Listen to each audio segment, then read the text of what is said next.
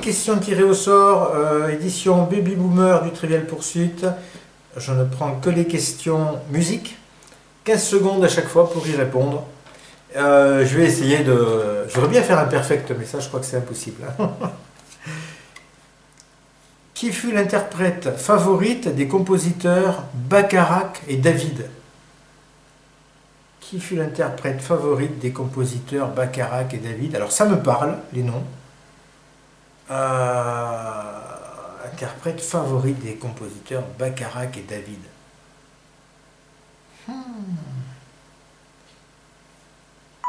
Alors, je pense que c'est de l'américain, c'est du US.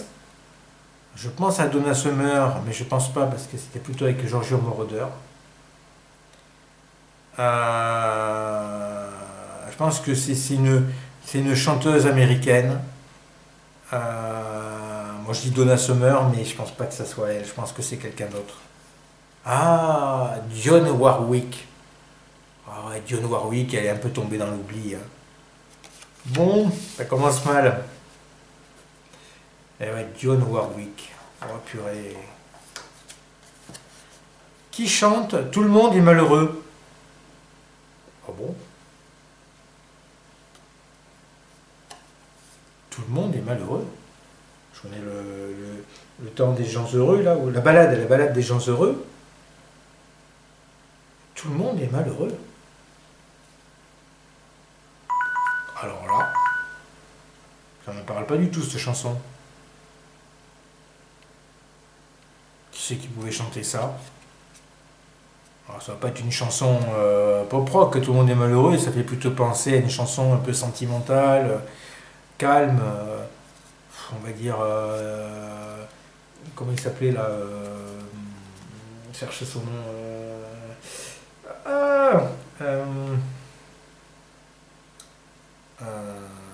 zut, Richard Anthony. Richard Anthony, c'est un peu le style de Richard Anthony. Oh, Gilles Vigneault. C'est lui qui chantait Misère, Misère, qui avait été repris par Coluche. Gilles Vigneault. Ben, c'est peut-être ça, hein, c'est peut-être cette chanson. Ouais, c'est un Québécois, Gilles Vigneault, un Canadien en tout cas. Ah, j'aurais jamais été pensé à lui. Hein. Ah, en plus, comme c'est une chanson en français, on pense plus à un artiste français, quoi. Toujours des pièges à la con. Qui avait une gueule de métèque, de juif errant, de pâtre grec. Ah, c'est connu ça. Ça, ouais, je connais. Une gueule de métèque, de juif errant, de pâtre grec. Ah, je pense que c'est le nom du chanteur. Hein. Oui, c'est le nom du chanteur. Il se met en personne dans la chanson, en fait. Là, c'est Georges Moustaki. Georges Moustaki. Ah, quand même.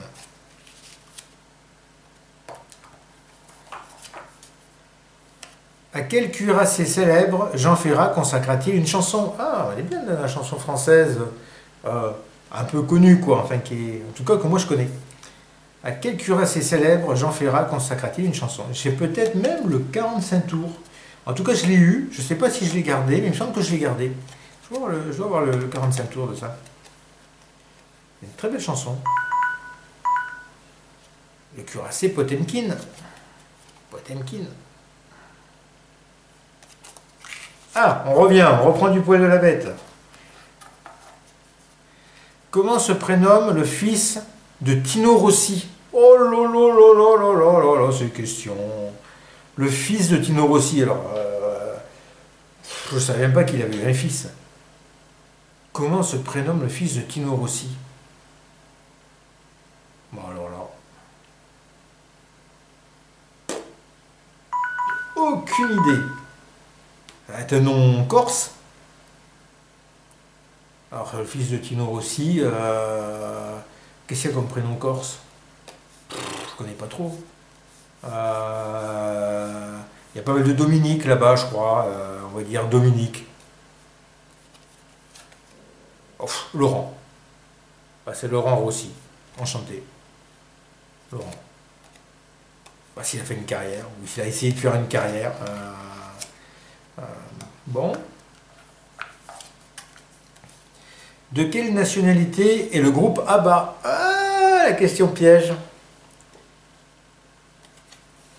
De quelle nationalité est le groupe ABBA? Aïe, aïe, aïe. J'ai peur de dire une bêtise.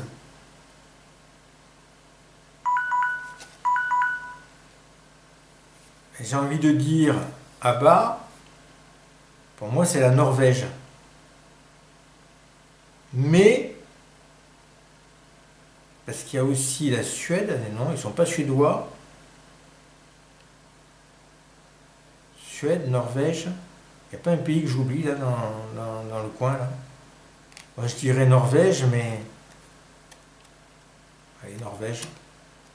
Suédoise, ah, la Suède, mais voilà, je savais que j'oubliais le pays. C'était le troisième. C'était le troisième. Et c'était suédois. J'étais persuadé que c'était pas suédois. Oh là là là là là là là.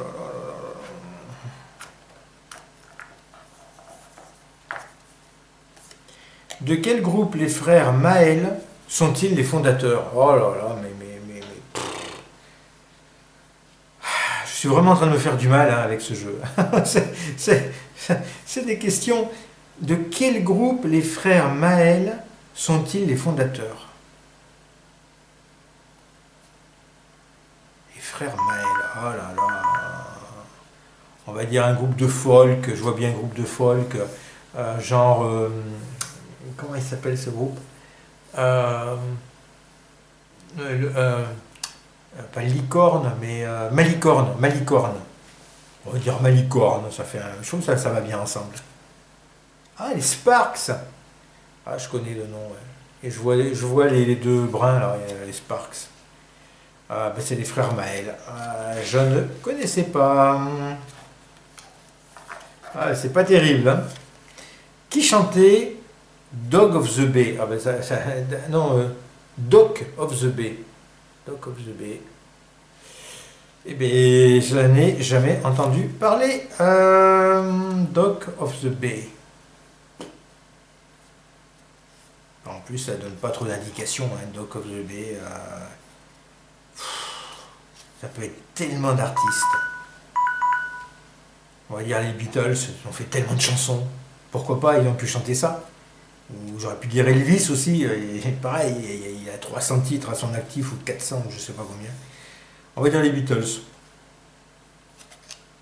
Ah, Otis Redding.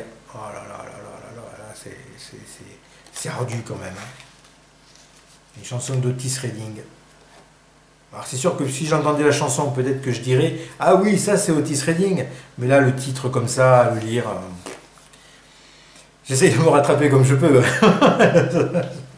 Qui est le chanteur des Talking Heads? Ben voilà, là on arrive... Enfin, c'est fin des années 70, Talking Heads, hein, mais c'est quand même... Ils ont eu une grosse carrière années 80. Hein. Par contre, il faut que je retrouve son nom. Le chanteur des Talking Heads. J'ai tous les maxis, tous les albums de Talking Heads. Et le chanteur, c'est...